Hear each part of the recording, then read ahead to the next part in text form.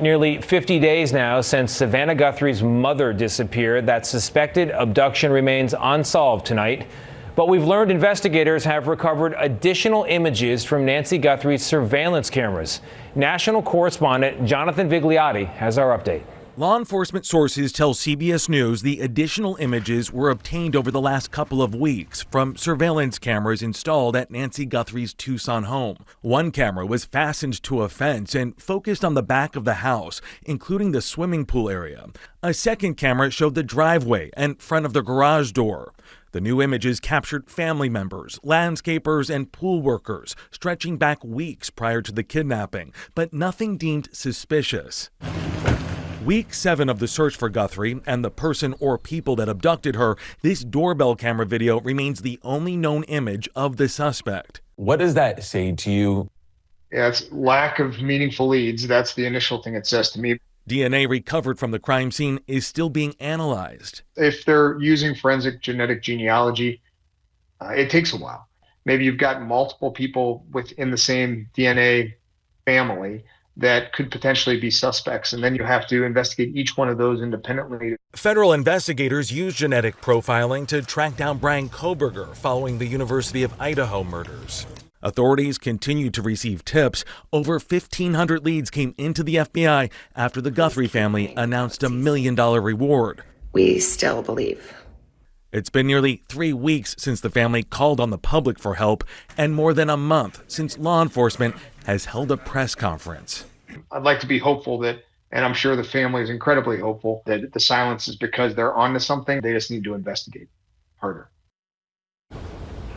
It took 47 days to track down and arrest Brian Kohberger. We are now on day 45 with this investigation. The FBI continuing to call on the public for help. Anyone with information is asked to call those numbers. They're on the screen, Tony.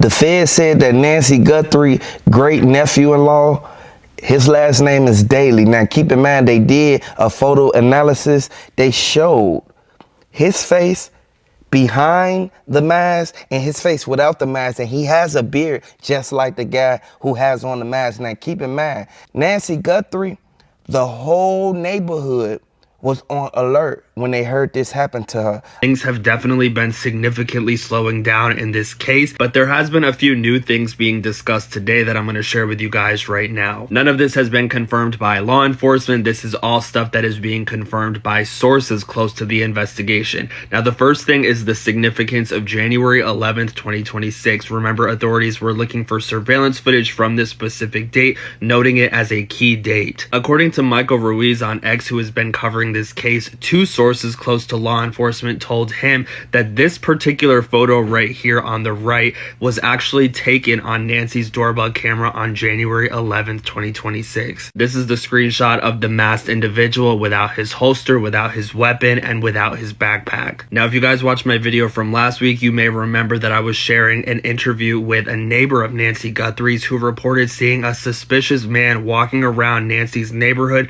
in the early morning hours of January 11th, 2026, possibly surveilling the neighborhood. Law enforcement reportedly started asking for footage from this particular day after this neighbor shared this information with them. It was also reported by authorities that they did not have timestamps for when these images were taken on Nancy's doorbell camera. That information was not retrieved when they got these images from Google. So whether law enforcement is withholding that information to protect the integrity of the case, whether it's a combination of both of these things, that there was someone on Nancy's camera on January 11th on top of this woman seeing someone suspicious in the neighborhood, or if the importance of this particular date is just being misconstrued to the media, I'm not too sure right now. Now, the Pima County Sheriff's Department was reached out to again regarding cadaver dogs being brought in, and Sheriff Chris Nano stated that they are focused on digital forensics and other non-dog based leads at the moment. Michael Gold, a retired K-9 officer, is raising questions about this statement, arguing that the decision not to deploy employ cadaver dogs defies logic as the investigation stretches into its 7th week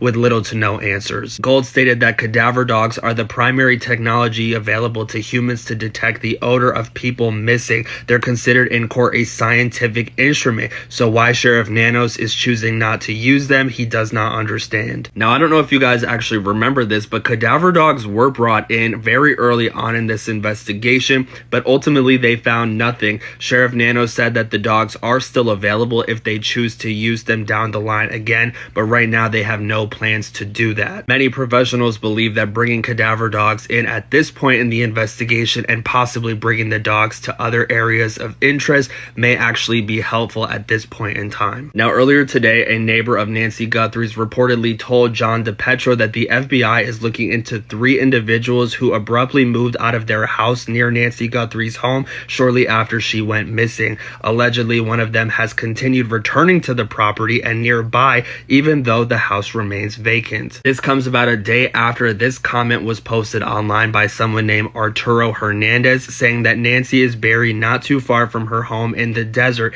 He says there are 3 suspects in this case, 2 men and a woman, but unfortunately not all 3 will be brought to justice. A few minutes ago, reporter David Beast stated that there were 3 people who were detained near the home of Nancy Guthrie, but later released by the Pima County Sheriff's Department. I've yet to see any verification of this at the moment, just sharing with you guys what is circulating online at the moment. What are your thoughts on all of this? Let me know in the comments, and as more updates and information comes out, you'll be able to find it all here on my page, so make sure you're following. I would like to send my condolences, and I would like to say I hope they find Nancy Guthrie, because this is a sad situation and this should have never happened to anyone. Now, I want everybody to know this is a high-profile case and this sent shockwaves through the whole U.S. Everybody saw how Nancy Guthrie, she was a good person. She did what she had to do for her family, but it seems like her family plotted against her. Regardless of what happened, the feds will find out who exactly is involved in this case. And when the new leads come out, we're going to definitely cover this case and make sure we get down to the bottom of what happened to Nancy Guthrie. And I want everybody to know, if you're a fan of Nancy Guthrie, hit the like button. If you think that Nancy Guthrie family, one of her family members, conspired to do this and they are a part of this whole thing that's going on, let me know down in the comment section.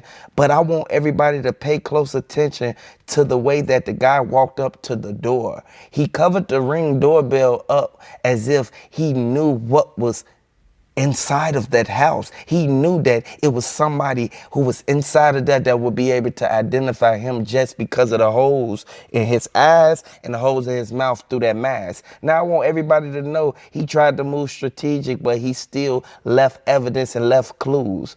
A lot of people feel that Nancy Guthrie, regardless of what's going on, she will be found.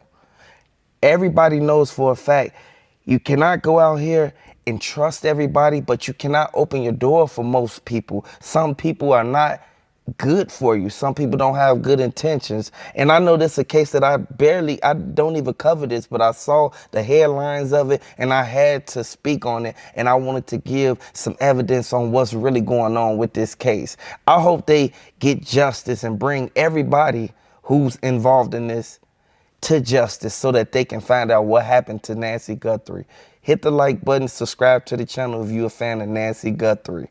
Could this actually be the person who abducted Nancy Guthrie? His last name is Daly, and he is Nancy Guthrie's great-nephew-in-law. And he looks almost identical to the masked man that was seen on Nancy's Ring camera the night she was taken. Just look at the similarities. His eyebrows have the same shape, and the eyes look almost identical. And if you look close near his mouth, he has a beard just like the man seen on the footage. But here's the part that stopped me cold. Daly has a tattoo running down his arm to his wrist, and the man seen in the camera footage appears to have the same tattoo. Now, this could be something really big, or it could be a long list of coincidences. I truly don't know. Tell me what you think. Am I seeing things, or do you see it too? Follow for more updates. How many of y'all starting to think that this Nancy Guthrie missing story was all a setup from the beginning. Listen to this right here. So this woman, whose daughter is well known all around the world, in a neighborhood, very, very affluent neighborhood where the mom lives at. And you know, in this day and time, everybody has Ring cameras. Miss Guthrie has been missing since January 31st, guys. And here we are, February 13th, Friday, February 13th. Tonight, this new Ring camera footage obtained by Fox News Digital shows a car driving around 2:30 a.m. the night Nancy Guthrie was abducted. The sheriff's office says they're aware of the video, which was taken about 2.5 miles from her home and outside that 2-mile perimeter where investigators had asked for video. An FBI source tells NBC News since Nancy's disappearance, investigators have amassed 5,000 to 10,000 hours of footage that agents are now going through. It comes as the FBI is in the process of handing Nancy's home back over to Savannah and her family. 2 law enforcement sources tell NBC News that after weeks of extensively searching the property, investigators no longer feel a need to seal the home off as a crime scene or restrict the family's access. Nancy Street also now closed down to public parking, limiting the media presence outside the home. This will now be the second time the property has been returned to the family. 2 days after Nancy's abduction, the Pima County Sheriff announces investigators had completed their search. The scene is done. We're done with the residence. We have turned that over to the family.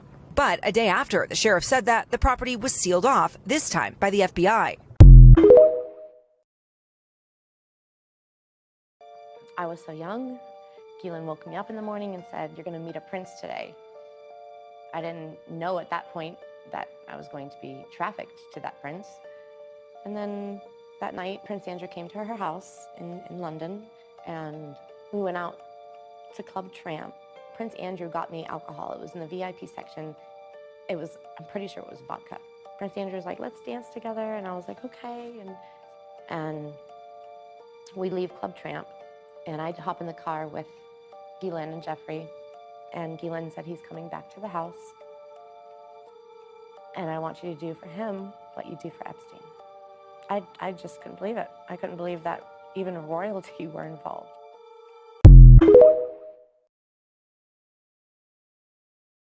Palos, so sorry to bother you, man. What's your first and last name so we can get it right? Carlos, Palos. Okay, and you were apprehended for questioning. How would you describe what happened to you? Terrifying. Something I didn't do for something. I was being like, I felt like I was being kidnapped, bro, because they didn't tell me anything at the beginning. And investigators showed up to this house, or were you the one who was pulled over in the traffic stop? I was the one that was pulled over at the traffic stop. Where was that? Right here on by Chubasco. Okay, and you were taken into custody at that point? Yeah. And you were questioned? I was being detained. Detained, okay. I was detained the whole time. Okay, That's where? what they told me. Where were they holding the you? back of a car. Back of a Miranda car, and then they moved me into a Pima County Sheriff. Were you being questioned in the car? At the Miranda car, I was being questioned, but they only asked me for my first name, my last name, my date of birth, and my social. Okay. What were they asking you about? Where my whereabouts. Okay. Where do I work? Where was I? And all that. But are you ever up in Tucson? Yeah, I work in Tucson. What do you do? GLS, deliver packages. Okay. Do you think you might have delivered a package to Nancy Guthrie's house? I don't know. Might have been a possibility. I don't know. Yeah. Do you ever deliver like Amazon packages or anything? Well, it's kind of the same thing. Yeah. So do you think you may have? Did they indicate that you might have been on her property? You're not sure. Nah, they just came up. They until right now, all I know is that they show my in-law a picture of somebody wearing a mask or something, and they supposedly look like my eyes. Right. Okay. That's it. That's all I know. Okay. Jeez. How do you think they connected that case to you? I'll go ask them, bro. Okay, so that's something you gotta ask them. I can't answer that question. Did they take anything from your house tonight? Nah, I don't know. All I can say is they took my phone. Took your phone? Right. You don't have your phone right now? No. Okay. What else? What else happened? That's it. That's all I can say. Like I said, I'm done with the questions, bro. Yeah. Can you just let us... Yes, absolutely. ¿Se llevaron tu teléfono? Sí, se lo llevaron. Y no me lo van a regresar.